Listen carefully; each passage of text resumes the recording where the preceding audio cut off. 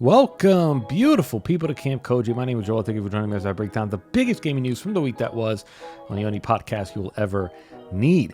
On today's show, we're going to talk about Concord's Disastrous launch, Gamescom opening night live, and the end of the console wars. But first, let's start with a bit of Black Myth Wukong. So the game released last week and was met with instant success. Its Steam player count peaked at 2.4 million players, setting a record for a single player title and landing it at number 2 all time behind PUBG. Developer Game Science also confirmed the game has already sold over 10 million copies 72 hours after its release. Some recent estimates are now putting it close to 12, 13 million, but that has not been confirmed by Game Science. Yeah, I mean, I don't think anyone could have thought that it would have been this successful. I think we all knew, or from the moment I first saw this game when they first showed it 4 years ago, I was like, oh, this game is going to hit. It just looked phenomenal. It just looked like a really cool game. And as we got closer and closer to release, it was pretty clear that it had found itself launching in a really, really good spot. Right? It wasn't really launching near anything else that would, take away that thunder from them. So they were fortunate enough there, but I don't think anyone would have predicted that China would have responded the way that it did. They are pretty much carrying most of those sales. Some estimates are claiming that close to 90% of global sales are from China alone. And you can actually see the numbers where the numbers were peak up at 2 million and all of a sudden the play count would just drop by like 60, 70%. And that's basically, everyone in China going to sleep pretty much. It was just really, really interesting to watch. Obviously, a lot of us, myself included, don't really have a good grasp on China's gaming market. So this is kind of incredible to see because everything that I know now or have known about China is that country is really big into like multiplayer and like, strategy games and MMOs and stuff like that, MOBAs. I didn't think that the country had that type of fever for something single player. And it looks like a lot of it is just like literally national pride. I think a lot of it is just like this game represents their country as a whole. Like it really is that type of, it seems like it's that type of support, where for us here in America, it's like, the majority of huge video games, and we could say the same thing about even entertainment, films, TV shows. They're really grown here in the United States of America. So I don't feel like it's that same feeling, but part of me understands it. Like if I found out, a game that looked like this was made by a Dominican team, I probably, the entire island would probably buy it. But it's understandable, but it's still just like insane. It's hard to wrap your head around those numbers. And then apparently PlayStation 5s are selling out across the country. Retailers are now marketing PC parts as, able to play Black Myth Wukong. They're sort of using it in their marketing. The game, I know, has been acknowledged in an official capacity by China's government. I remember watching one clip. I couldn't 100% pinpoint exactly where it was. So I'm kind of just taking it at face value, but it just seems like it's almost like become an event over there in China, which is pretty phenomenal to see. This is, I feel like, that game that sort of almost like breaks the dam in a sense. It's very likely that the Xbox Series S has now handed PlayStation yet another massive console exclusive after missing out on Baldur's Gate 3 at launch. And I feel like we don't, we're going to talk about Xbox later in the show, but I feel like we don't talk enough about the mistake that Xbox made with Series S, which the mistake wasn't the creation of that console. I still think that it was a great idea to try to create a bit more of an entry level version of the Xbox, especially sitting at $300. I think it's like a perfect sweet spot. You know, it showed its success very recently with College Football 25, for example, where it started really flying because of that game. It's kind of become a really good Game Pass companion for people. Like any consumers that look at Game Pass and say, that's really interesting to me, why not get a Series S, which is $300? Sometimes you can find it for $200. I don't think that was the mistake, but definitely the mistake was not allowing publishers to launch games only on Series X. That was a huge, huge mistake. Because a game like this, Black Myth Wukong, we don't know for a fact, okay? It hasn't been laid down as a fact that the Series S is the reason why this game didn't make it. But you can tell a lot of people are saying that, you know, even the PlayStation version, the PC version, it does struggle a bit. And apparently part of these struggles are attached to Unreal Engine 5. A lot of games that we've been seeing lately on Unreal Engine 5 aren't working really super duper well, which is going to be another boon for PlayStation 5 Pro if it's able to run these games at a higher and a better fidelity. It really does struggle a bit when it comes to frames. A lot of people talk about that RoboCop is like the best Unreal. It's like the most optimized Unreal Engine 5 game I've heard a lot of people say. So it isn't too far-fetched to think that if this is struggling just a bit on the PlayStation 5, apparently it's not too bad, but it does struggle a bit. There are some frame rate drops.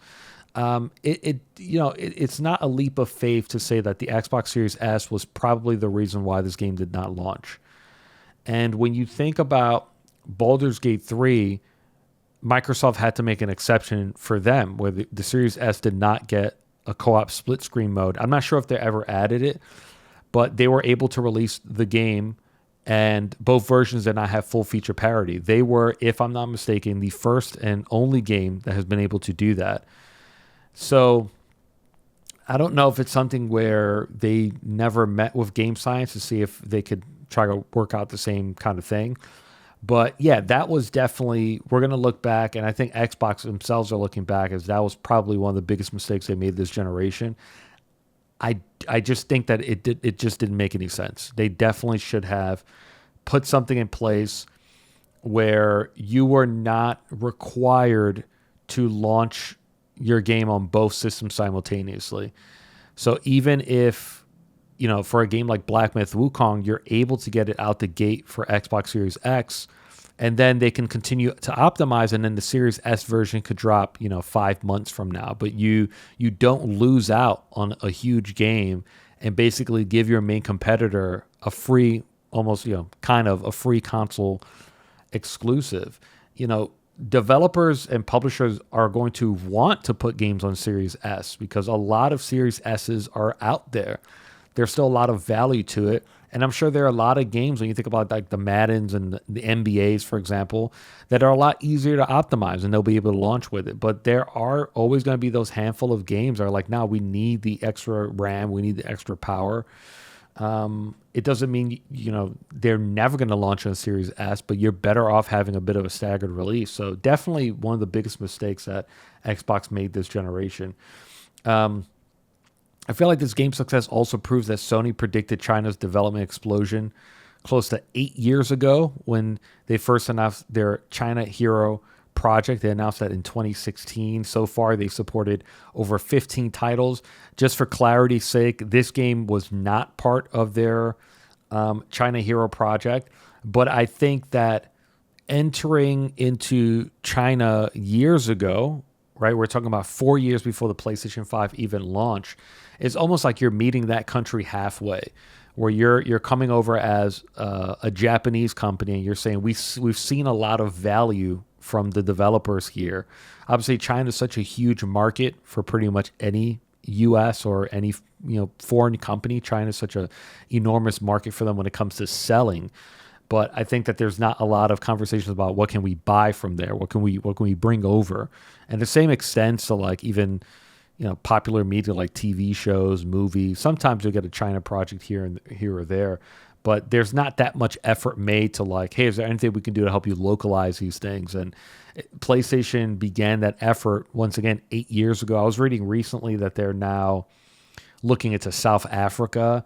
So this is just one of PlayStation's strengths. Lost Soul aside and Phantom Blade Zero are two upcoming Chinese developed games that are PS5 console exclusives that have already kind of gotten a lot of steam.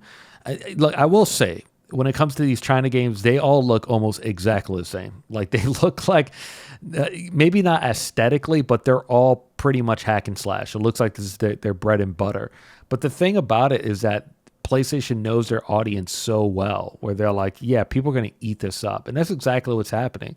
Black Myth was instantly like, whoa, that looks amazing. Lost Soul aside, Phantom Blade Zero, and a lot of these other games that are coming from China that look very similar, they're eye candy. Instantly, people are like, this looks really, really good. So PlayStation is now, by default, moving into a new generation of PlayStation 6, where if these are the types of games that you like, if you're into these hack and slash, really high fidelity, super cool, maybe even Souls-like in a sense, type of games, PlayStation is where you're going to want to stay for the next generation. And they're doing the same with even like fighting games is another example where it's like, yeah, PlayStation's the place to play if you're a fighting game fan. So yeah, just no notes here when it comes to obviously how phenomenal this game is doing. It's pretty great to see. It's pretty great to see Chinese developers, get their praise. This game looks better than almost anything that we've seen, the West being able to produce. So I don't know what's happening over there in China. I've been saying it for a while. Whenever I see one of their games, I'm like, I don't know what they're eating over there, what they're drinking. I don't know if they brought some PCs back from the future, but their games just look phenomenal. And this is just another example of PlayStation, existing ahead of the curve on so many moments. And now I'm going to give you an example of them not existing ahead of the curve. Probably one of the only failures we can attribute to PlayStation in quite some time. We have to talk about Concord as our next story. So Concord launched last week, and its launch was honestly kind of even worse than I expected. Its Steam concurrent player count peaked at 697. The open beta, just by comparison, peaked at 2,388. I thought that the game would have at least cracked 1,000. I mean, I never would have predicted I would have been stuck at triple digits. And the problem with that peak is that that's going to be the peak for quite some time. I don't see that going higher than 697. Their daily average right now is around 400 to 500 players are playing at any given time. But that is going to be the peak of this game unless something drastic changes. Now, the Steam reviews have been positive, but only 323 reviews are currently written. That basically does reflect the game's really poor sales. This is kind of a rough one because it's one of those things where it was very obvious to me from the moment I first saw this game that it was not going to do well. Then from the moment that I played it, I realized that, this game is just, I hate to use the word flop, but this game is going to be an instant dud the moment it comes out. And it's kind of frustrating to see, honestly, because I really do have empathy and sympathy for that team. It just really sucks that it seems like, especially on Twitter, people are way more excited to see something fail than to see something succeed. And you'll see these accounts and, like 7 tweets on launch day. That tweet 7 times about how bad this was. And I don't know, man. Like I think that we can I think that there's an avenue where we can critique, but we can be like respectful about it, And I've said this before. The reason why I can't be that person, I can't be the, wow, trash, this is trash, I can't believe you guys wasted 8 years on this. The reason why I cannot be that person for the life of me is because I've never created a video game in my life. I don't know it doesn't matter how long you play video games, you don't understand the struggle of actually making them. And the thing about it is that a lot of people that critique have literally created nothing. Like they don't understand what it is to create anything, even whether it's art, music, whatever it is. They don't know what it is to have a creative endeavor and then have, thousands and thousands of people just unanimously come together to just shit on it. And not even just critique it, the way that I do, which is like, okay, yeah, this is why I don't think this is going to succeed, blah, blah, blah, blah. But it's more like really kicking people while they're down. The reason why I can't do that is simply that, is because if, like I critiqued a lot about the design of the characters. I can't design anything. So that's why I just can't be like super harsh about, the process of designing a character. So let's go through the quick history of this game. Firewalk was founded in 2018. One developer claims that the game was in development for 8 years. So that was pretty much around the time that Overwatch launched. So a lot of people are thinking that maybe that was the inspiration behind the early work of this video game. Now in 2021, Sony signed a publishing deal with the company. So that was when they announced that they were publishing their next AAA game. And then we found out that the game was going to be multiplayer and a live service title a little bit of time after that. And then here was the bombshell. Sony acquired the company in April 2023. In hindsight now, looking at the game the way that it was, this I feel very confident in saying this is PlayStation's almost like one and only miss in a very, very long time. This is a pretty rare failure from Sony. Like Sony doesn't release duds.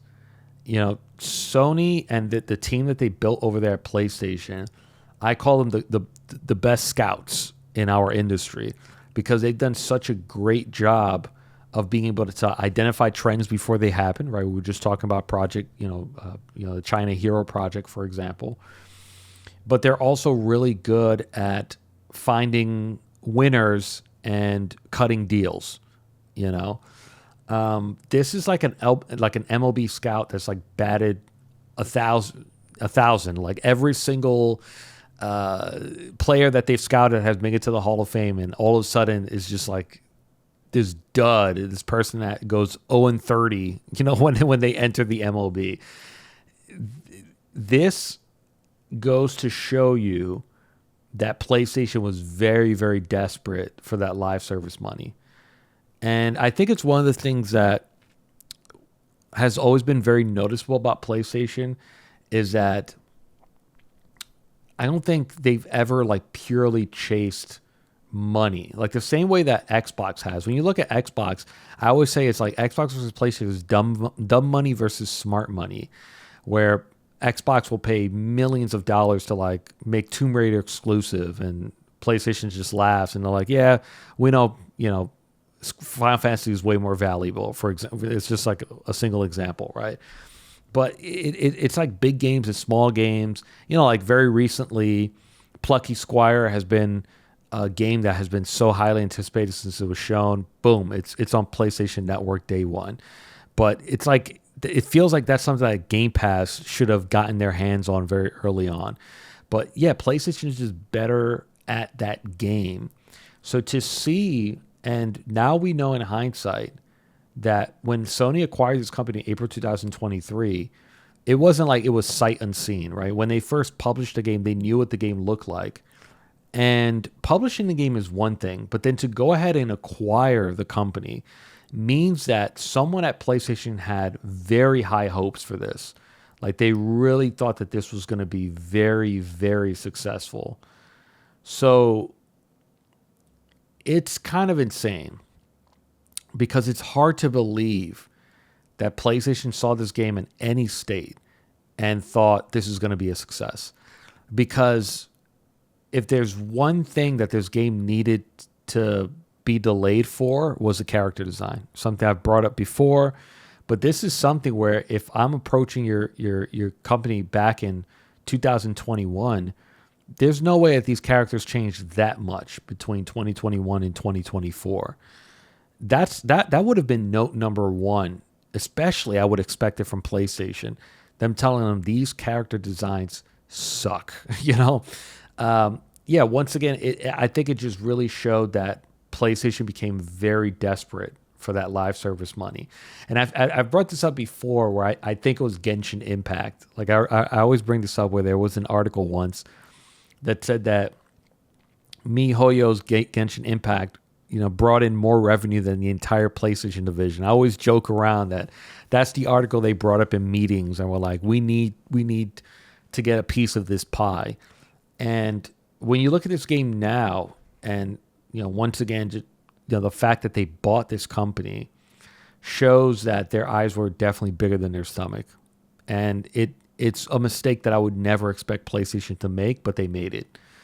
It's like a crack in the armor. PlayStation's not perfect when it comes to picking out winners, because for the first time in what I feel is, I'm not gonna say it's a long time, they picked up a dud. It's not impossible, but we're noticing this trend where PlayStation has become very desperate. This is desperation for live service from this company. We saw it with something like Destruction All-Stars. We saw it with the disaster of, The Last of Us and that being canceled, Twisted Metal being canceled. We're seeing it very recently with Destiny, where they bought Bungie, and now Destiny 2 has just lost so much value ever since they bought them. I think that Sony's going to learn from this, and it's going to make them better. But so quickly, what happened? Like, why did this game fail? And I think it's pretty simple why this game failed. Number one is bad marketing from the very beginning. It was just the way that they introduced the game was not the right way, with this really elaborate, almost 4-minute trailer that they put out that wasn't really reflective of the type of game. They should have just gone straight up into just showing gameplay. This is a multiplayer game type of stuff. I think that was a mistake. I think marketing didn't quite know how to sell this game. Number two, the game did not have a unique hook to stand out from the crowd. So a generic hero shooter without a hook is just useless. And the problem is that the hook has to be instantly recognizable. I bring up even a game like Spectre Divide, which is a tactical shooter that was just recently announced. The hook is very easy. It's very front and center. It was the focus of that reveal when they first showed the game. You can be 2 players at the same time, kind of thing. 3v3. Super cool. Makes you very interested. Okay, this is a mechanic I've never seen before. Splitgate 2, the porters themselves, this is instant hook. I bring up a lot of times Fragpunk very recently, the cards and all that stuff that they're doing. This game didn't have that. The differentiators were like these systems that were very intricate, like this, I forgot what they call it, the crew system, where when you switch a character, you have this consistent bonus throughout the game, faster reload, stuff like that. The game modes and the encouragement for people to swap, that's not an instantly recognizable differentiator. It's very hard to market something like that. So that was definitely an issue, is that when you don't have a unique hook, then people are going to start looking for one. And if you don't have one, then they're just going to compare you to other games that don't have a unique hook. So that's why you're instantly compared to Overwatch, and you're instantly compared to Marvel Rivals, which leads to number 3, poor hero design. If you make a hero shooter, the heroes have to be cool. I think a lot about the first time I saw the Overwatch trailer. I was not really even a PC gamer at that point. And when Blizzard first announced it, I was like, oh, this is a Blizzard game. I just didn't pay attention to it until a friend was telling me that. I was like, oh, actually it's a shooter. You should look into it. And I remember watching that first trailer, and the first thing that you're drawn in by is the characters. There was this giant lumbering robot that turned into a turret, and then there was a giant gorilla and, a cyber ninja and, Hanzo climbing up walls with the bow and arrow. And then, I see a character like Junkrat, which gives off like, the Joker laugh vibes. And then this pig man, this really fat pig man named Roadhog who sucks on a health pack. And then, instantly the first character that I was really drawn to was Zenyatta, this cyber robot monk that shoots energy balls at you. Like it just instantly grabbed you. Marvel Rivals is kind of the same but different. Marvel Rivals, they have the advantage of IP and heroes that they've been building for decades, right? So you're instantly hooked because you're able to play as Iron Man, Captain America. So this game just didn't have that. The moment that they showed it, those characters in the CG trailer looked really good, and it's understandable why those 5 were crewed together. They were the best looking characters in the entire roster. So out of 16, you have only 5 characters that are kind of interesting looking. The moment that you saw the other 11, it's like these are probably, honestly, some of the worst character designs I've ever seen in a video game. That's why I constantly bring up Teo, which is like their Soldier 76. Every one of these games needs like the generic shooter character, which is I just have a gun and grenades and I run around and shoot people. And it's definitely one of the worst character designs I've ever seen in my history of playing video games. And I don't mean that jokingly. I don't mean to be harsh about it because once again, I could never design a character for the life of me. Gun to my head, you're gonna have to pull the trigger. But honestly, it's one of the worst character designs I've ever seen. And it's just almost every hero in this game looks super lame. Like the vibes are so off. You do not want to play as any of these characters. None of them are cool, like at all. I think once you get into the game, the kits are interesting, but it doesn't matter because, no one's walking through the door. You can't draw anyone to even stand on line to get in the club. It doesn't matter how great the club is once you get into it. So before we move on, what now? What does Sony do? This game is obviously an instant failure. And the problem now that they're facing is something I brought up in, that Rate the Take video I put on the YouTube channel, which is now every live service game is treated like an investment from players, where the moment that they smell trouble, they don't want to invest in it. And the problem is that this game has an actual investment. It's not just, hard drive space, right? This is not free. You have to invest $40. So now that the game is a failure at launch, where they're not even able to crack 1,000 players on PC, there is nothing that they can do in the short term outside of making the game free to play that's going to draw players in. I personally don't see PlayStation doing this. Going free to play, that basically almost like pretty much messes up your sort of your budget and your profit expectation from what you wanted to see from this video game. It's not as simple as people think it is. It's not something where next Monday they could just flip a switch and say, okay, now everyone can play this game. Because now you have to almost like build a new team within this company for monetization, because you can't just make it free. You have to find a way to monetize it. And this game for years has been operating where it's like, these $40 will be able to sustain us, sustain our artists, sustain our animators, to be able to put stuff into the game without demanding additional funds. Because people don't forget that this game doesn't have a battle pass. It's very different from Helldivers, where Helldivers was also $40, but then they had a battle pass. This game isn't failing because it's $40. That's another thing. That's not the problem here. Once again, when the game was free to play on PC, it still only had 2,300 players. That's still extremely small, Deadlock is in a closed beta, and they're cracking 50,000. Marvel Rivals, when they had an open beta, it was around 50,000. Those are the numbers you're looking to expect for something that people are really like super duper excited for. Where right now, when Marvel Rivals launches, you can easily see them having a minimum 100,000 players on launch day. And that's probably not even counting, the consoles, for example. If you hit 50,000 in a closed beta, imagine what you're going to hit when you actually open it up and it's free to play.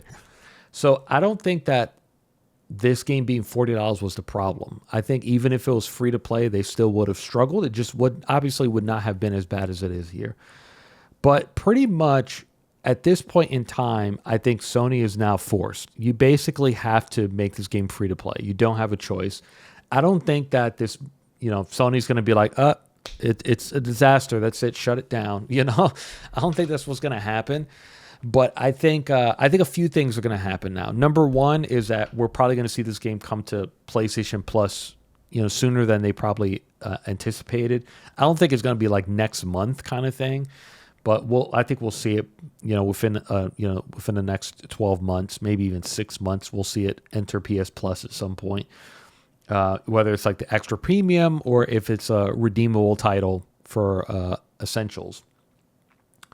The other thing is I do think that they're gonna try to find a way to make a free to play version of this game. I think that's kind of the only play that they have left. Because I will say, I think this is a game that I think if some people play it, I think they might enjoy it. Mechanically, the game is very, very sound. As lame as corny as a lot of these heroes are, the kits for some of the heroes are actually pretty interesting. Like Baz was one that I kept talking about, that she was so much fun to play in the game. I do not like her design, but she's really fun to play as. And there are a couple people, like I think his name is Lark. He's like the fungus guy. He has a really interesting kit, but his design is like kind of super weird. So this is one of those games I think once people play, I think you can actually hook some people in. But you have to make it free to play in order to get people indoors. So I don't know what that looks like. Is it, you can only use 6 characters a week, and then you have to earn a currency in order to unlock everything else. You basically have to do something in the game where those people that pay $40 still feel like they are sort of priority. Is it, you do have to go reverse what you said you were going to do and actually add a battle pass, and maybe if you paid $40, you get access to, the premium tier of that battle pass for a whole year. You get access to the premium tier while everyone else has to pay $10 for it. That's really the only thing that I think that they can do. Like literally that's it. Like this game has to go free to play. It's the only way that this game is going to succeed. There is literally, and I mean literally, absolutely nothing they can do now. It's too late. They can't redesign the characters. I don't think there's anything they can do to relaunch this. In December, they're going to meet their biggest competitor. I don't even think their biggest competitor was Overwatch. I think their biggest competitor really is Marvel Rivals, because there's going to be a pretty healthy migration of Overwatch players over to Marvel Rivals. I think a lot of people are just kind of getting a little bit tired of Overwatch, and they want something new. They want something fresh, and Marvel Rivals is kind of delivering that. You can see that there's like a big fever. So yeah, that's kind of it for this. Like I said, I feel bad for this team. It's probably going to lead to the shutdown of the studio unless they can really turn it around. And yeah, that's just not something to cheer for. You should never, ever, ever want a game to fail. It's okay for us to have a discussion as to why it failed, but you should never want a game to fail. Like, you're a giant fucking weirdo if you want a game to fail. Our next story, we're going to go over Gamescom opening night live. Yeah, this was rough. This was such a rough thing to sit through. I was definitely falling asleep. This was probably one of the most boring Keighley shows we've seen in a while. And yeah, I mean, I've brought this up before. I feel like this is the dead horse that I'm been beating with a shovel for like years now, where the pacing of these shows is just really bad. And I feel like it's just getting worse. It's not getting better. And I think it really is just like slots. It's like I need to sell. I need to sell these slots. So I'm gonna make a 3-hour show. It just went on for way too long. But yeah, let's go through some of these announcements. We got a sequel to Journey to the Savage Planet that's called Revenge of the Savage Planet. That looks pretty cool. Supermassive Games announced their next horror title that's called Directive 8020 and stars Latasha Lynch. You might remember her from Miss Marvel. Not Miss Marvel, sorry, Captain Marvel. That's coming to PC, PS5, Xbox Series X. Borderlands 4 was officially announced with a teaser coming 2025 to PC, PS5, Xbox Series X. This was not really a surprise. I felt like the moment that Keeley opened it, he was like, oh, this hasn't leaked. I was like, oh, it's probably Borderlands 4.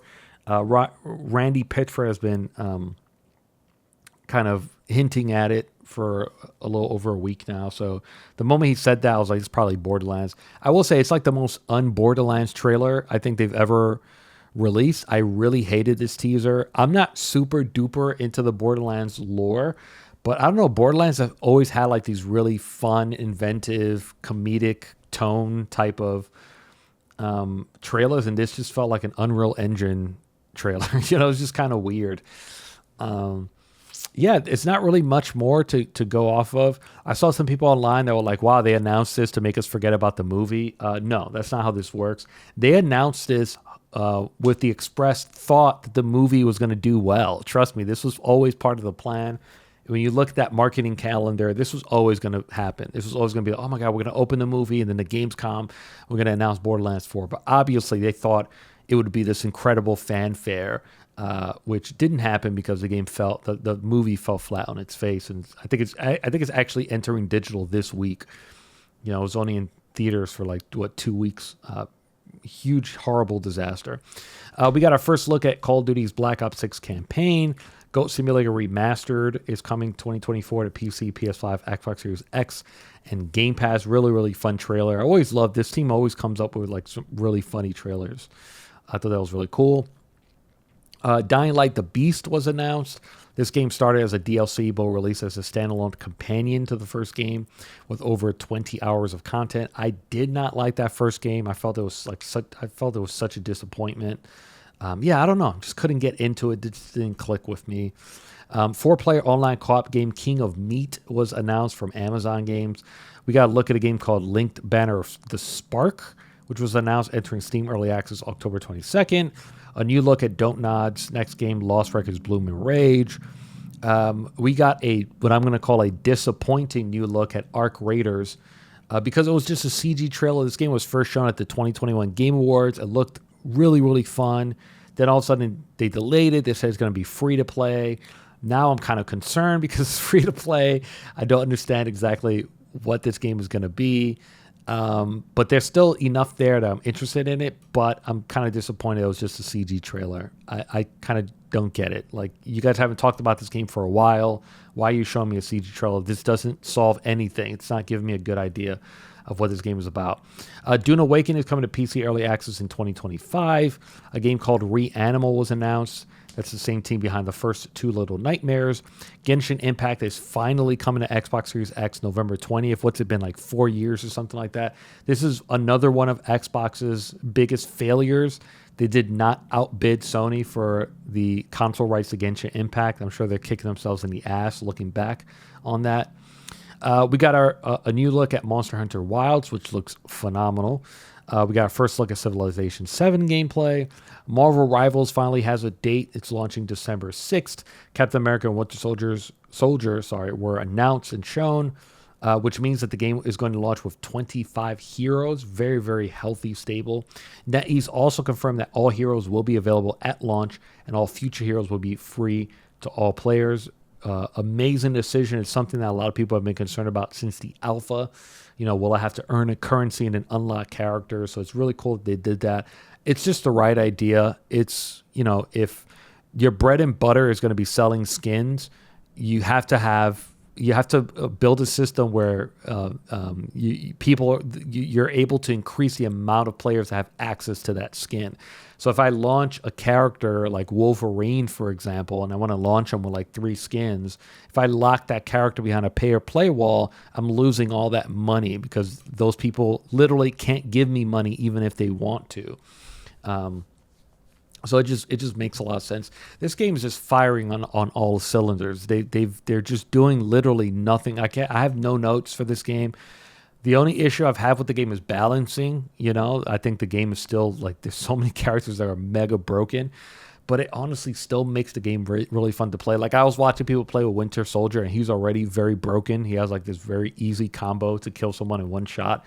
It's one of the reasons why Spider-Man is one of the most annoying characters to play against in the game. But, balancing is something that they can do naturally, but like literally zero notes. Their marketing has been phenomenal. It's very likely that we might see, I don't even think likely, I would say it's 100% that we're going to see an open beta, probably some point in, October, November for this game. It's just phenomenal. They're doing such a great job. Monument Valley 3 is coming to Netflix December 10th. That looks really cool. Some of the previous games are also entering the Netflix catalog. Starfield announced a vehicle, or finally unveiled a vehicle called Rev 8. It was instantly added to the game. Shagger Space DLC will release September 30th. I never thought I would not be excited for something Bethesda, but man, I'm just like, I haven't reinstalled Starfield. I don't care to reinstall it just for a car. It's just not enough there. And even like the DLC, I'm not super duper excited for it. But yeah, that comes out September 30th. We got a new look at Kingdom Come Deliverance 2 coming February 11th. Amazon Prime announced a new show called Secret Level coming December 10th. This looks phenomenal. It looks like they have so many IP to play around with. That looks really, really great. Can't wait for that. Towerborn is entering Steam Early Access September 10th. Xbox fans were not happy about that.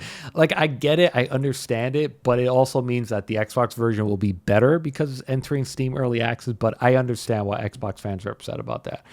A cool-looking indie game called Herdling was announced. We got our first look at Batman Arkham Shadow gameplay. No thanks. I have zero interest in that. Peter Molyneux rose from the dead and announced Masters of Albion. If you're into God games, this actually looks really cool. Games like Black and White, for example. I thought this was kind of a neat concept. The fact that, then you can actually go into third person and defend your towns. I thought that was kind of cool. And the interface looked really interesting with the hand. Path of Exile 2 is hitting early access November 15th. And then one of the big announcements is going to lead to our next story. Xbox gave us a new look at Indiana Jones and the Great Circle with a release date set for December 9th. A PlayStation 5 version will follow spring 2025. And then the show ended with the announcement of a new mafia called The Old Country that takes place in 1900s Sicily. Hangar 13 will have more to show this December. No date, but it's coming to PC, PS5, and Xbox Series X. I mean, yes to all of that.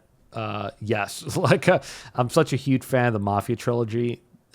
This has made me want to replay the games. I replayed Mafia 1 with the Definitive Edition, but I haven't replayed 2 and 3 in a while. I definitely want to go back and do that. But yes, I mean, Mafia set in Italy, Take-Two is going to have probably one of the greatest years of all time next year if everything hits. I mean, we'll see. We're talking about Grand Theft Auto 6. We're talking about, obviously, another NBA 2K. We're talking about Borderlands 4. We're talking about that Judas game. And now we're talking about this Mafia game. If it hits in 2025, we don't really know. I heard some people saying like, oh, maybe they might not release it because of Grand Theft Auto. But I think these two games are different enough. Like, as long as obviously you want to try to get Mafia out before Grand Theft Auto. If they can't have it ready before, then yeah, I think that game doesn't launch until 2026, I believe. But yeah, not too much of a crazy show. I couldn't stand the pace of it. But, kind of a couple of cool announcements here and there. As I've said before, Keighley has no control over the announcements. But I feel like he does have control over the pacing. There was so much here that I feel like could have, not have been here. And, I just feel like the show kind of dragged a bit. And that leads to our next story and final story, which is about Xbox and, me kind of saying that the console wars are now over. I put up a YouTube video about this, but kind of in a sense, I think the console wars are now over. So Indiana Jones coming to PlayStation 5 in spring pretty much solidifies Xbox's strategy for this generation. I mean, we've been kind of trending towards this since early in the year when they confirmed that 4 games will be coming to Xbox. But at that point in time, I said that this strategy is still fine. The moment that there is a game that what I called broke the dam, that's when now everything changes. And at that point, I was talking about, we're talking about the Gears, the Halos, the big Bethesda games, any of those big IP. The moment that those games start coming over to PlayStation, then everything changes. And I feel like that happened in June. In June, when they announced Doom, The Dark Ages was launching on PlayStation 5, I was like, this is it. This is the game that breaks the dam. This is the one that leaves the vault door open. This is the one that now signals that anything is possible. It doesn't matter what Phil Spencer wants to tell you. This means that everything is now coming to Xbox, or everything is now on the table. And when we first heard rumors about those first 4 games, a lot of journalists had insiders that were telling that technically at that point in time, everything was on the table. And I believed that. But I think that there was a scenario where this was not going to happen. And something obviously changed. And I personally believe that that change was Starfield. I think that Starfield was the game that changed everything at Xbox. I think that was the game that made Microsoft and Satya Nadella in a meeting go, you guys are out of time. This is obviously not working. In that Console Wars is Over video, I kind of go over what led us to this moment. So I'm not going to, rehash that. You can watch the video if you'd like. But as part of that process, I talked about that, Xbox went to Daddy Microsoft to sign checks, and they convinced them that buying these intellectual properties, buying these teams would give them a bigger piece of the market. It didn't work. And to me, I do think that Starfield was the straw that broke the camel's back, where that game, I don't think, A, sold as well as they wanted it to, B, moved as many systems as they wanted it to, C, had as many Game Pass signups as they wanted, and Game Pass retention, maybe meaning people that signed up for Game Pass, did they sign up for more than just 1 month, right? The game did not review well, right? The game did, was consistently always on, it wasn't negative on Steam, but it was mixed reviews. Critically, it didn't do well. So you have this flagship game that you've been touting for quite some time, and it just did not deliver the way that you needed it to. I think that's the one that Microsoft said, you guys are out of time. We need our money back. Like, we just spent $100 billion on all this stuff. And when we're looking at the return on our investment, it's just not where we want it to be. It's not healthy enough, I think, right? So I think that's what caused this change to happen. Because once again, this isn't something where it's like, we found out that Sea of Thieves sold 1 million copies on PlayStation, and that game released in April. Pretty good. Less than 6 months selling 1 million copies. Not great, not super duper great, but good. 1 million copies is nothing to be ashamed at, especially for something that is essentially live service, and you're hoping to continue monetizing those people past the initial price of the game. And with Indiana Jones coming to PlayStation 5, it's not like they saw those numbers and were like, okay, we have to accelerate this. This decision was made a while ago. And so a lot of people were saying that Phil Spencer lied when he said only 4 games were coming to Xbox. He wasn't. He didn't lie, actually. It was PR. It was classic public relations. Because think about it, he wasn't even asked a question by someone. He was asked a question by Xbox. So, of course, they carefully chose the question, and they carefully chose the answer, right? So the question was, are Starfield and Indiana Jones one of those 4 games? And he said no. So technically, he didn't lie, but he did deceive. There is some deception there. He definitely was holding the cards behind his back. When we think about the fact that this game releases in spring 2025, and we think about the fact that Doom was announced multi-platform 4 months after that podcast episode where they announced those first 4 games, it's impossible that that decision came months later, right? Those decisions were already in place. So when he sat in that chair, I believe these two games were already on PlayStation 5. Not only that, is I think that a bunch of other games were already in early talks and in early work to come to PlayStation 5. So I understand why some Xbox fans would be upset because, like I said, there is PR deception there where it's like, it's understandable. I'm going to say this. It is understandable why they wouldn't want to say that up front. Like it would not have been a good look to sit there and say, these are the first 4 games. There's going to be way more. We're looking at these other games possibly coming. Like it just wouldn't have, from a PR perspective, you're trying to minimize blowback. It just wouldn't have made sense, which is probably why PR was like, yeah, we're not going to mention these other games. But to me, I think, when he was asked about the game coming to PlayStation 5, Phil Spencer reiterated that they're running a business, which is something I've been saying for quite some time, that these are all business decisions, and that he said the industry is changing to find new ways to grow, which both of those things are very, very true. To me, the biggest indicator that Xbox is ready to move on from just Xbox gamers is the way that this game was announced for PlayStation 5.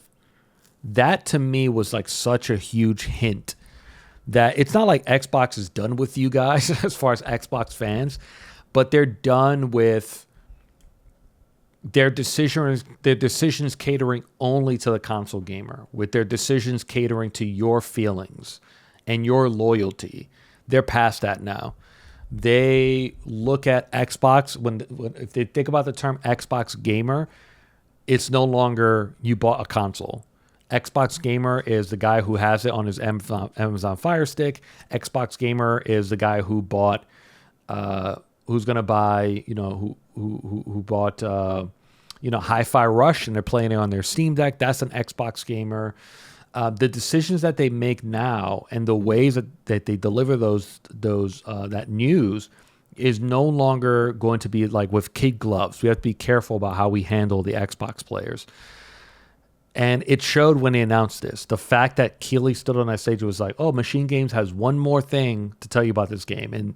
And it got its own reveal. And the logo, the words changed. There was like this little string of music and it said PS5 Spring.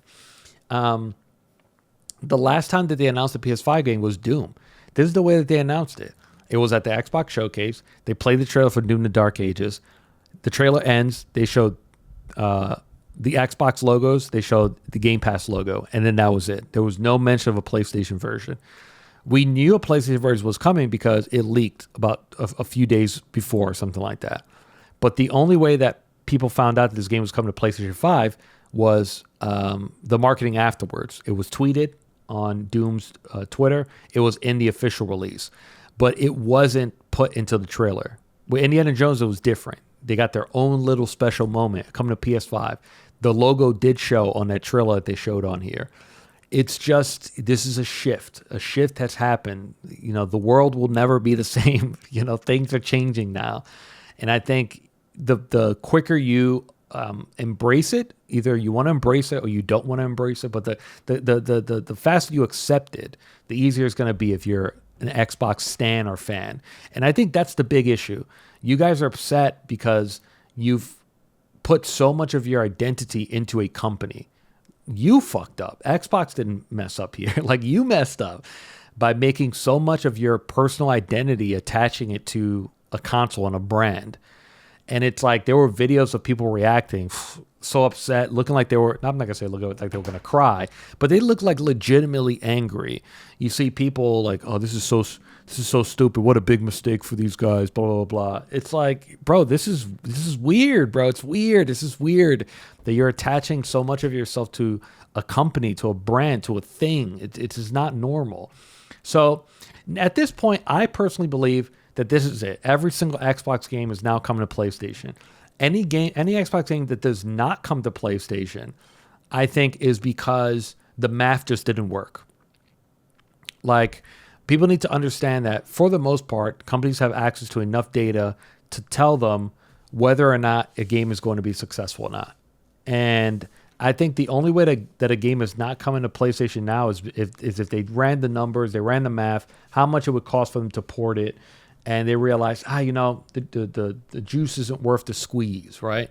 So Forza Horizon 5, 100%, right? The leaker who talked about it has been right so many times before. It just makes sense. That game would do phenomenal on PlayStation. There's not really a racer like Forza Horizon because Forza is not Gran Turismo, right? They're distinct enough. They're different enough. That's a phenomenal game. Microsoft Flight Simulator, I think, is 100%. That's definitely happening and makes sense. Personally, I believe Starfield is 100%. That game is definitely coming to PlayStation at some point next year. It doesn't look like it's going to happen this year, but I could see that absolutely happening next year. I think they've always been talks about Starfield having another expansion. I'm not 100% sure how right that is. I can't really remember. But then, the timeline starts to kind of make sense. And then, everything else, just there's so much that kind of makes sense. I brought up before Hellblade 2, but part of me feels like the game kind of probably did so poorly on Xbox that it's probably, once again, the juice isn't worth the squeeze. That one makes sense, but at the same time, it doesn't. Halo Infinite multiplayer actually makes a lot of sense to go to PlayStation. It just really does, to make it cross-play, cross-platform. And like I said, these are sentences that it's understandable. You never thought those sentences would ever leave your lips. Halo coming to PlayStation, right? But there are a lot of things happening within the last few years in the industry that we never thought we'd say, right? At some point, we never thought we'd see an Xbox game on Nintendo Switch, right? At one point, we thought we'd never see a PlayStation game on Xbox. And then, we saw something like MLB The Show, regardless of the reasons why, right? Or MLB forced them, right? It still happened, right? We never thought we'd see a day where Nintendo games would release on cell phones, but it happened, right? And, here we are again. We're at this other moment where this is now happening. And I think it also is going to happen in the reverse. I do think that I can guarantee you right now that there were conversations within PlayStation to bring Hellblade to Xbox. And I think that those conversations have now accelerated now that the game is so far away from its peak, because I think that would reinvigorate the game a bit. If people remember early on, there was a lot of word of mouth with that game, like, oh, we're losing these planets, we're losing these battles, we need our Xbox brothers and sisters. You even had PlayStation gamers wanting the game to be on Xbox. That's one of those few games that when you think about it from PlayStation, it's like, this makes sense. Almost the same thing as like Lego Horizon, where it makes sense for that game to be on Nintendo Switch, right? I think that same thought process does exist for Xbox and a game like was I saying Hellblade? I meant Helldivers 2. It just makes a lot of sense for them to do that. And like I said, it sounds weird, right? Gears of War on PlayStation, Halo on PlayStation. But now it's possible. Gears of War E-Day, I think that's coming to PlayStation. I think at this point, there's just no reason not to, right? A game like Blade, I had talked about this for quite some time when we were talking about how squirrely Xbox was, that there was no Xbox logo. They couldn't answer the question, is Blade an Xbox exclusive? That I said, either one of two things is happening here. Number one, this game is being set up to launch for the next Xbox, which is still possible. But I don't think they will be exclusive to the next Xbox, so that's probably not it. Or this game is also coming to PlayStation, And now I think it's 100%. Blade is absolutely going to also launch on PlayStation, And as I said, like, what Xbox is doing right now is they're taking the risk that by making, actually it's probably like a minimal risk because they kind of just need this money. They need to make this move. But the risk is that they're going to gain more Xbox users, but they're going to gain more than they lose. So they're banking on that, at one point, Phil Spencer has said that the Xbox One was the worst generation to lose because that was really the beginning of live service, friends list, people sticking to a platform, right? Keeping your progress, all your skins, and taking that over into the next game or next console. That's about to happen again, right? So if someone is a PlayStation gamer right now, the chances of them switching over to the next Xbox are very, very slim. And theoretically, the same thing happens on the other side.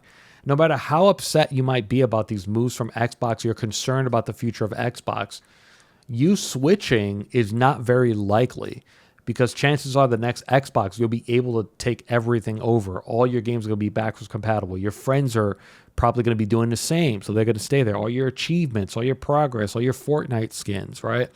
So Xbox is saying that I don't think we're going to lose that many of those people. But by doing this, we might be able to gain more Xbox users, especially when you think about live service games like a Sea of Thieves or even something like an Indiana Jones where there is going to be an expansion. They announced there will be an expansion for that game. So, okay, I can monetize further if I have PlayStation gamers. Same thing for Doom: The Dark Ages. There might be expansions coming for that game. So you have a bigger pool to monetize when those expansions come out. And it makes sense. It's one of those things that on paper is like, okay, it actually kind of does make sense. Because even if you're upset, and I think for some people it's a lot of because your identity is so tied to this brand, you feel like you're losing, right? Your team lost this war, right? I think that's what's making you more upset, more so than the fact that literally nothing has changed for you as an Xbox gamer. You're still going to be able to access these games on the console that you have. You're still going to be able to access them at a much cheaper price than PlayStation gamers, right? They're paying $70 next spring. You're paying $20 this year, right? So technically, if you have the console already, nothing changes. Like there's no reason to sell your Xbox to buy a PlayStation, right? Now, what this will affect, though, I think, is new users. And this is why I mean that this decision meant that for Xbox, they ran the numbers and they said, there's nothing we can do now. Because think about it. Some people are asking, why announce Indiana Jones for PlayStation? Why not announce it's coming to Xbox in December and then next February announce that it's coming to PlayStation in May or something like that? You wouldn't need that large of a marketing cycle if you're just porting the game over. And that's a really, really good question because it means that Xbox felt that they're even giving it an exclusivity window wouldn't push enough consoles. You might as well just announce it now and get the pre-orders in and get people excited for it. Get PlayStation fans excited for it. Because think about it. The Xbox Series S is still an option. I'm sure there are a lot of PlayStation fans out there right now that are also huge fans of Indiana Jones. This game looks phenomenal. This is one of the best looking games that Xbox has had for quite some time. I don't think it's too far-fetched to think that a lot of PlayStation owners probably would have bought at least a Series S and at least would have signed up to Game Pass to play this, you know? But the fact that Xbox was like, nope, let's just announce it now, it goes to show you that that's it. Like I said, this is, for all intents and purposes, it's a white flag. They know that the business has to change. So I think, in my opinion, there's really only two paths going forward for Xbox. Number one is that the multi-platform approach changes with the next Xbox. So the Xbox Series Y, whatever the hell they're going to call this damn thing, the Xbox 2 comes out.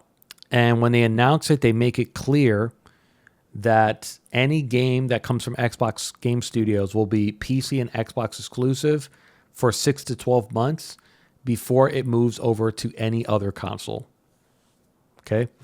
I think that the multi-platform approach is solid. It's in concrete. I think that's now forever. I don't think that Xbox goes into another generation and completely changes and goes, oh, you know, Blade, Elder Scrolls, Gears of War, E-Day, whatever games that might be ready for the launch of that next system. Those are now completely exclusive. Forget about what happened to us over the last few years. PlayStation's not getting any more games. I don't see that happening. I think that's it. The faucet has been turned, and I think now the only thing that they can do is Windows. So technically, Indiana Jones has a launch window, has a console exclusive window. Same thing could be said about maybe of a game like Towerborn. That game may come to PlayStation at some point, but now has a window. Number two is something I've brought up in a YouTube video before called Future of Xbox or something like that. Is them moving towards a service and digital distribution model. And it sort of looks like that's what they're going to go for. So Phil Spencer himself had expressed interest in building a machine that allowed multiple stores to be installed, like Epic and Steam, for example. I think personally, I don't think that makes any sense. The issue there is that you're releasing a piece of hardware and you have to make that hardware compelling, right? So in order to make it compelling, you're going to have to sell it at a loss. Now, if you sell it at a loss, you can't subsidize those losses yourself because now you're not the only store on there. So if you were to sell this box and the majority of consumers are shopping on Steam and downloading Steam immediately or accessing Steam immediately the moment that they power your box on, now you're losing all that money that you need to subsidize the cost of selling that box at a loss. So even though Phil said that, I personally go, I don't think that really makes any sense. Especially because if you sell me a box that has access to Steam and Xbox, that means that I now have access to PlayStation games on an Xbox console because we know that PlayStation games hit Steam. So with that in mind, I'm going to want to keep all of my libraries in one, or all of my games in a single library. I'm probably going to start shopping on Steam, especially because Steam usually has better deals than the Xbox store. So he said that I just kind of don't see it. Now, there was an old leak that resurfaced last week when we were talking about, what game is now coming back to PlayStation. And part of that leak, a lot of it has come true. The only things that have not come true yet is that Microsoft Flight Simulator is coming to PlayStation. The other one is that they claim that Xbox is in talks with some manufacturers to make their version of Xbox consoles. Like how there's third-party controllers, they're pretty much going to be official third-party consoles that can run Xbox games. This is another idea that, once again, to me, doesn't make any sense. Because now what you're trying to do is almost like you're trying to sell a simpler PC, right? You're trying to sell a PC, a cheaper PC, pretty much. And I just don't see that working. Because once again, Steam has shown that they're the king of PC, right? They're the king of storefronts. If Xbox or PlayStation right now allowed a Steam store to hit PlayStation or Xbox, they're going to lose consumers drastically.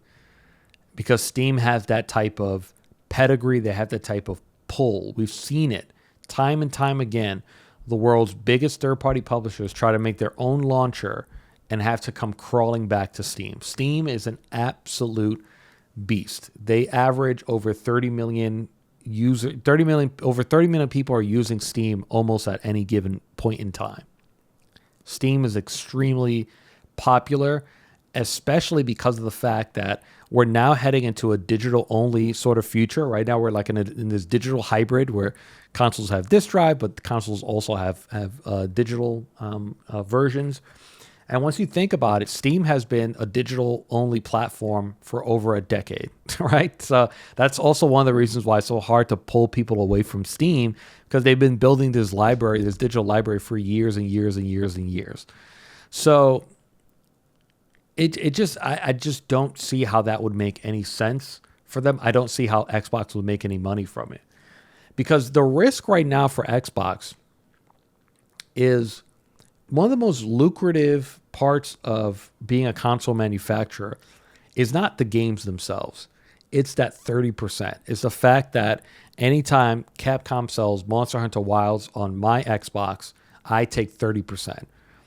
Anytime Fortnite sells a Deadpool skin, I get 30% of whatever it costs that skin. Nintendo and PlayStation still have healthy, very, very healthy revenue coming from that. Another piece, though, is multiplayer, right? Xbox has a Game Pass Core, PlayStation has PSN, Nintendo has Nintendo Switch Online. When you start moving into this model where now your games are coming everywhere, where you're giving consumers more choices on where to access your software, naturally you're going to lose those 30%. The biggest risk that they have under their belt right now is what happens in the next generation. Because at this moment in time, Xbox consumers and anyone that's considering buying an Xbox, your incentive to buy the next Xbox is getting lower and lower and lower. Because if you love PlayStation, now you're like, well, your games will come to PlayStation. There's no need for me to buy Xbox. If you have a PC, you've already lived there for years. If you've owned a PC for years, you get all the Xbox games. And technically, you get them even cheaper than Xbox gamers, right? I'm able to access a game like, what do you call it? A game like Indiana Jones for $8 cheaper, because Game Pass on PC is, I think, $12 right now, 12 or 13, I can't really remember. Accessing that same game on Xbox, you have to pay $20 for it. And then there's the other piece of it, the Call of Duty Black Ops 6 piece, where in order for me to access Call of Duty in October on my PC, I give you $12. If I'm doing it over on Xbox, I have to, it's $20 also because I need the multiplayer component, right? On PC, not only do I get it cheaper, but the multiplayer is also included. So it's a flat 12, 13 or something like that. You're creating all these other access points for me to access Xbox. So if I get used to playing Xbox on my Samsung TV, playing Xbox, streaming it on my PC, streaming it through my Amazon Fire Stick, what incentive do I have to buy your next system? I don't have one. And what happens when system sales start to shrink? You lose games. You lose the Black Myths. You lose your Baldur's Gates. You lose your, all these Capcom games that are missing Xboxes right now. You lose all these games because, especially when it comes to like smaller teams, a lot of times, it's like you don't have money. You don't have money, time, and resources to put games on multiple systems. So if you do the math, you always have to put your game on PC. That's number one. If you're making a game, it has to be on PC. PC is king, right? Then you have to make a choice. It's like, okay, I can only afford one console. And Switch is very lucrative, especially for indie.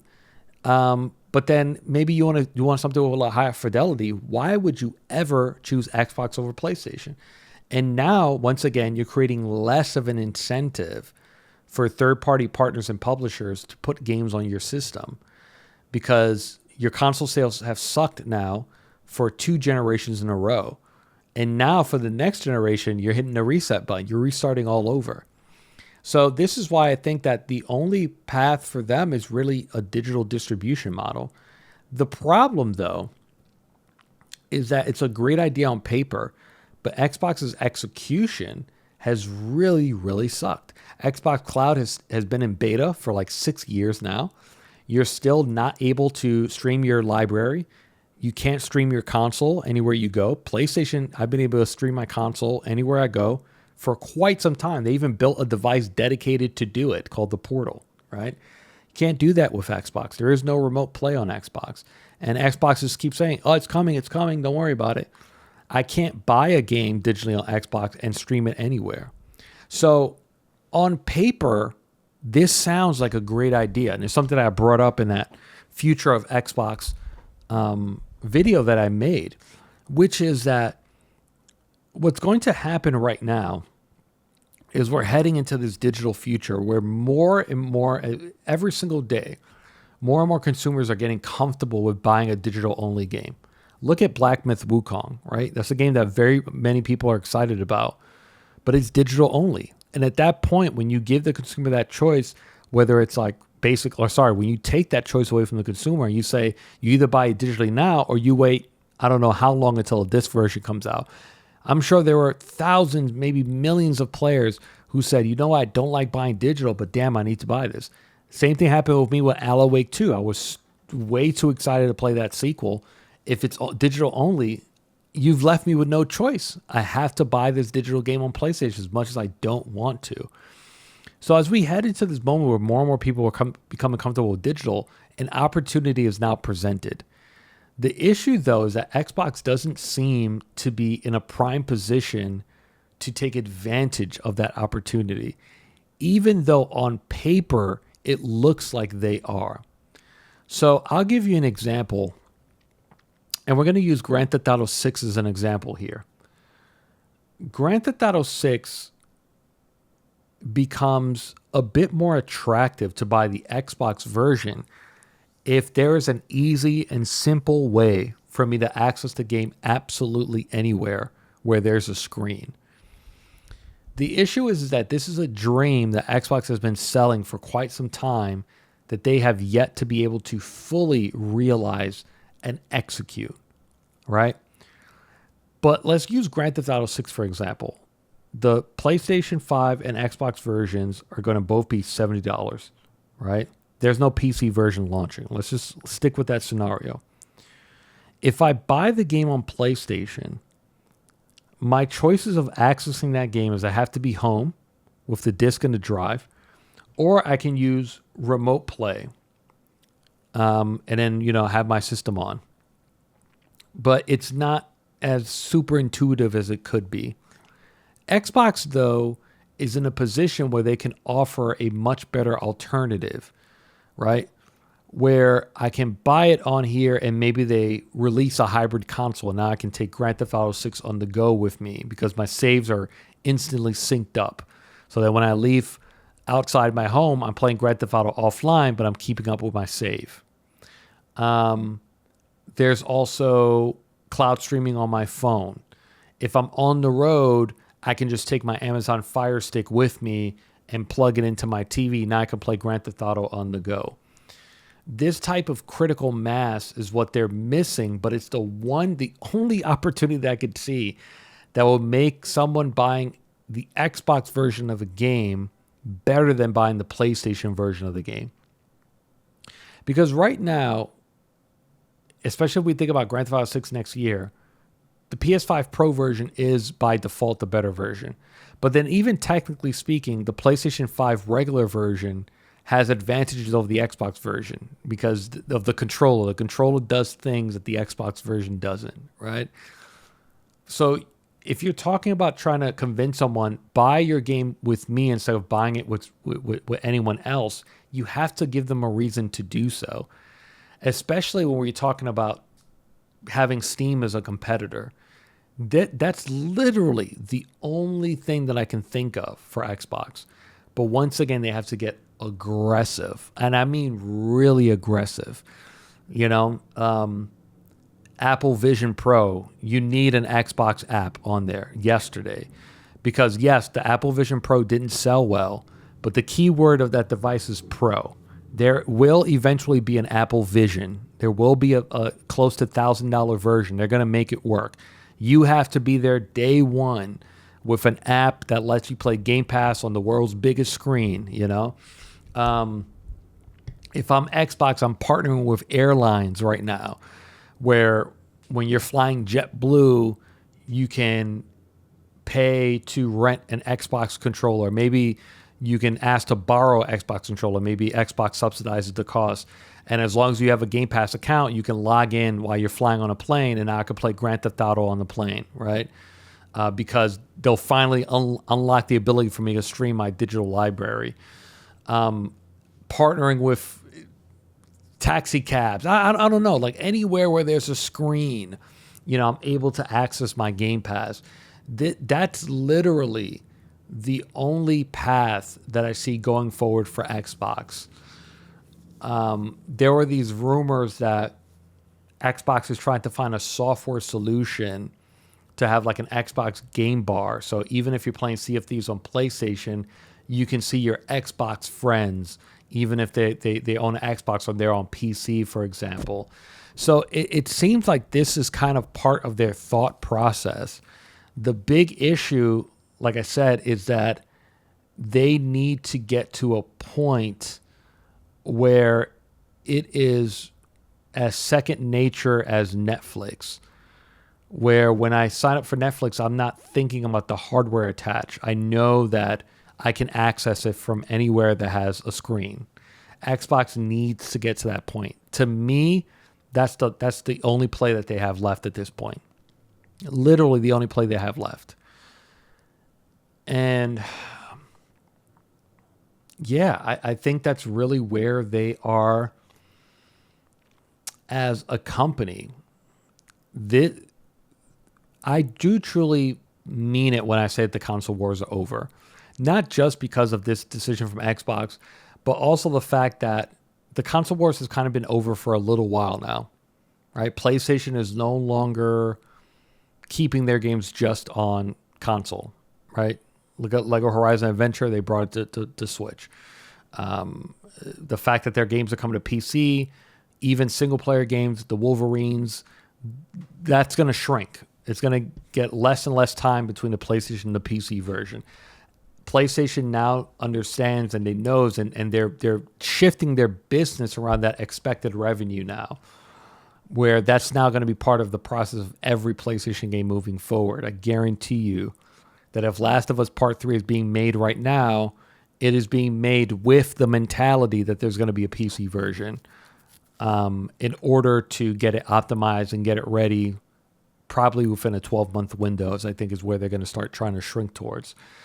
The only outlier is really Nintendo. Nintendo's going to, keep doing it until they really feel like they can't do it anymore. But even with Nintendo, I think that there is a scenario where even Pokemon kind of breaks away a little bit and says, like, is there a way for us to, is there a scenario where Pokemon lives on PC, even if it's not everything Nintendo? I think these conversations are consistently and constantly happening. And yeah, in a sense, the console wars are over. And I think that the next Xbox will not be a traditional release. It just can't. It's not going to be a $500 box. Once again, the world's most powerful console kind of thing. The only place you can play these games. It's over. That's done for. Those days are in the past. It's just not feasible anymore. And I do think that this is it. Like, this is Xbox is almost like their last chance. Whatever it is that they choose to do next, this whole rumor of them having a cloud hybrid console kind of thing that really does support digital only cloud, once again taking advantage of more people choosing digital over physical and being connected to the internet when they play video games, kind of does sound smart on paper. We don't know how it will be for execution. This is it. This is Xbox's final chance. We might see the next Xbox console might be the last one. And I think after that, I don't think Xbox shuts it all down. I think they're going to sell some studios off. They're going to just remain. They're going to go the Sega route, just be a publisher. And but yeah, I think that service subscriptions and digital distribution, I'm still sticking to that. I think that's my theory as to where they're going next after all this is said and done. Hot releases for the week. August 26th, we have World of Warcraft: The War Within coming to PC. August 29th, we have Squirrel with a Gun coming to PC. Vampire Survivors, PS4 and PS5. MEO The Smiling Man, Famicom Detective Club coming to Switch. And then August 30th, we have Star Wars Outlaws coming to PC, PS5, and Xbox Series X. Time for us to wrap it up. These are the stories that we didn't have time to get to. Valve finally confirmed Deadlock's existence by putting up a Steam page and telling current players it was now okay to stream and openly discuss the game. This has to be one of the funniest ways to announce a video game ever. This has to be probably one of the most complex video games I've ever seen. And this is coming from a person who plays hero shooters, basically because this isn't really a hero shooter. It's a MOBA. I've never played a MOBA before. But I think there's going to be a lot of people in the same category as me, which are like, you played Overwatch and some of these other hero shooters, and you think this is the same thing. It's really not. And it's just really interesting, Valve's marketing being like, yeah, so this is a super complex video game we're announcing. We're not telling you about it. Just go watch a stream, go watch a YouTube video. Let other people tell you about it. I just think it's like the funniest marketing thing we've ever seen. I think it also means that this game is probably pretty far away. We probably might not see this game release for quite some time. It does still look a little bit rough, but only time will tell. According to a rumor online, early work on a Crash Bandicoot 5, which could have potentially seen him partnering with Spyro, was canceled by Activision in favor of funding more live service titles. Not really super surprising here. A lot of people are bringing up the fact that Crash 4 sold millions of copies. How is that possible? And I saw some people bringing it up with Black Myth Wukong, where they're like, "Oh, don't you guys get it? Look, this is what you guys need to do." They talk about PlayStation, like, "Oh, this is why Concord failed. You guys need to go back and do a single player." You guys don't get it. I don't understand why you guys don't get it. It's things have changed. You understand that? Things have changed. All right. Selling 13 million copies of a video game is not easy. Okay. That's not normal. Okay. That's number one. Number two, companies have been introduced to a business model where they can monetize a single consumer for almost forever. They can monetize a consumer for a minimum 5, 7, 8, 10 years. Why would I give that up to produce a video game where I can only sell it to you once? That's really what it's all about. Those raw numbers don't matter. Like, they don't look at it as like, "Oh, we sold 4 million copies. This is great." They look at it as like, "Yeah, that's great. But what if I had 4 million players, and they're constantly spending $5 here, $10 here, $7 there." That's really the thought process behind these games, or these games getting greenlit or canceled. Obsidian's art director confirmed that Avowed is targeting 30 frames per second on console because the game is a first-person single-player game. You don't necessarily need a 60 frames per second mode. At one point with Starfield, I remember defending Bethesda, and I was like, I get it. This game is enormous. I understand why it wouldn't be 60 frames per second. But then they made it 60 frames per second a few months after that. And what's interesting about that was that Todd Howard said it was a choice. Oh, we chose to lock it at 30 frames per second. Obvious lie, right? When you make an artistic choice, you don't change it regardless of how people feel about it. That's proof that they just couldn't get it to run at 30 by launch. And it seems like that's probably going to happen again with Avowed. And I think Xbox fans have the right to be upset at this. It is 2024. 60 frames per second was like one of the key selling points of these consoles. Like, let's be honest, fidelity isn't like crazy right now when it comes to fidelity of these games. It's very difficult to get games looking even better, right? So the big thing was gameplay. We wanted frame rates. That's what people wanted. So it's just a poor excuse. Why not just say we couldn't get it ready by launch? We know you guys are probably going to update this at some point. Heck, they even got Starfield running at 60 frames on Series S. They updated it like a week ago or something like that. Just be honest. And then finally, it looks like Half-Life 3 is actually finally on the way. Prominent Valve leaker Gabe Fowler tweeted, "Half-Life 3 is real, and Valve are trying to hide that we're going back to Zen. Leaks toward a semi-open world, weather system, day and night cycle, smart NPCs that can talk with you." Pretty crazy to see. It's also kind of funny this came from Gabe Fowler. I brought this up during the Valve Deadlock video that I brought up, where Gabe Fowler criticized The Verge, and they said, "How dare you guys put up that article? Why didn't you just speak to the developers in the Discord?"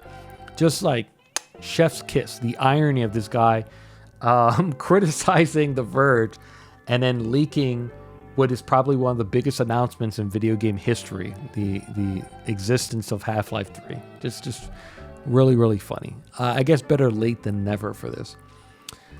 That's our show. Make sure to subscribe to Camp Koji, your favorite podcast platform, so you can listen on the go. If you already are, please leave us a review. It helps more than you know it. Thank you guys so much for joining me. Please follow us on Twitter at YouTube at Camp Koji for future updates. Once again, I'm Joel, and I will see you all next week.